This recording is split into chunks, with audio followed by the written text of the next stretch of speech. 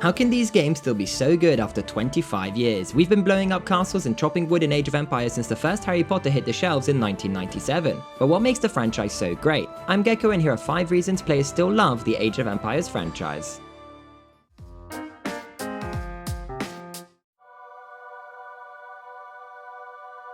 It's amazing how much you learn while playing through dozens of hours of insanely fun single-player campaign missions. Even though many liberties are taken and the endings are not always accurate, they tell the stories of real people and empires throughout history.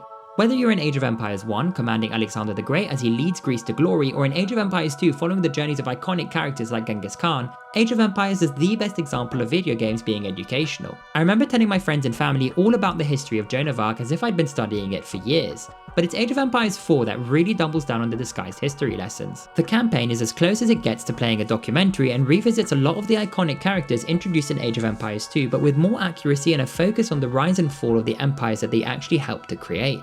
It is just immensely satisfying to play your way through medieval history, not to mention that the missions themselves are really fun and well designed. So who needs history lessons? Just buy Age of Empires and you'll be able to educate your peers on William the Conqueror and the Norman invasion of England with your newfound degree courtesy of Relic Studios.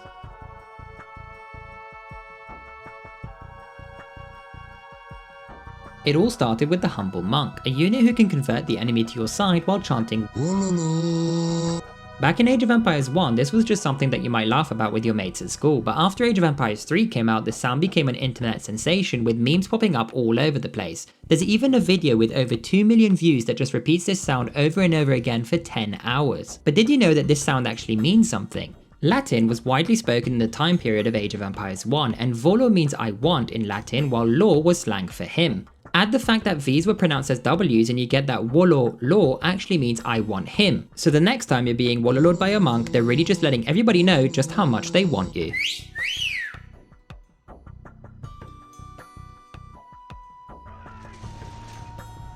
Simply put, medieval warfare is just the best. The thrill of 2 armies clashing swords while archers rain down arrows and mangonels spread boulders across the battlefield. Even though Age of Empires franchise spans multiple different centuries, they all start you off in an early age with weak units and poor equipment, but as you advance through time, you also unlock powerful new weapons and technologies that are designed to bring down your opponent. Nothing can replace that feeling of going from hitting the enemy with wooden clubs to charging in with fully armoured knights while trebuchets explode stone castles in the background. In medieval warfare, you can't just fly over your enemy's armies and drop a bomb, or send missiles from the other side of the map, or shoot to kill from miles away with a sniper rifle. You have to actually get close and personal to stab somebody with a sword. You have to move your armies around the map with sluggish and vulnerable siege weapons. You have to run into battle with heavy armor and look your enemies dead in the eyes while arrows deflect off your breastplate and stones fly through the air above you.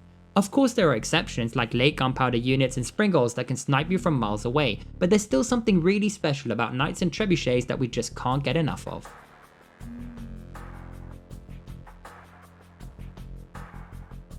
Compared to other real-time strategy games, Age of Empires is surprisingly easy to understand because a lot of its systems kind of make sense in the real world. Like, of course villagers can chop wood to build stuff and gather food from sheep, and clearly barracks make soldiers and stables breed horses, and obviously stronger walls can be made of stone. In a weird way this all makes sense, and one of the funnest things when you're starting out is actually figuring all of this out for yourself. It is incredibly engaging and gets you hooked straight away, but after a while you'll know all the buildings, units and upgrades, and now it gets boring, right? Well, now you have combat mechanics, multiple civilizations with different bonuses, units and buildings, and basic micro and macro mechanics, so okay, now you've finished the campaign, you've played a bunch of skirmishers, you've completed a few matches against the AI, and you understand all the game mechanics and civilizations. That's gotta be it, right? Well, not really, because get ready to be hit in the face with a 10-foot pole because you're about to get your ass handed to you in multiplayer. It's time to learn build orders, civ counters, rush tactics, defense strategies, and so much more before you can even hold your own in a multiplayer match, let alone be competitive. Or you can just forget all of that and have fun heading into custom maps and team games or just mess around building the perfect base. Age of Empires is incredibly good at letting you progress at your own pace with familiar concepts. It is simple enough to learn but complicated enough to make sure that every game plays differently while you embark on the never-ending journey towards mastery.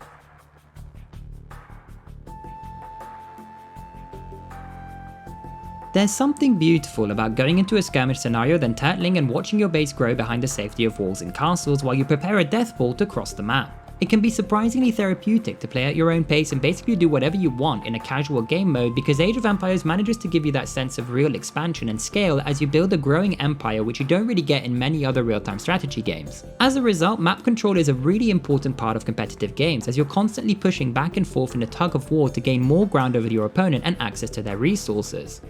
Managing an efficient economy also adds to this satisfaction. It's hard to explain how great it feels when your economy is so good that you can just continuously batter the enemy with a never-ending stream of units from the 400 stables that you've built behind it. All these elements give the impression that Age of Empires is not just about building an army, but about supporting and managing an empire as you expand across the map, which all feeds into that sense of progression that Age of Empires does oh so well.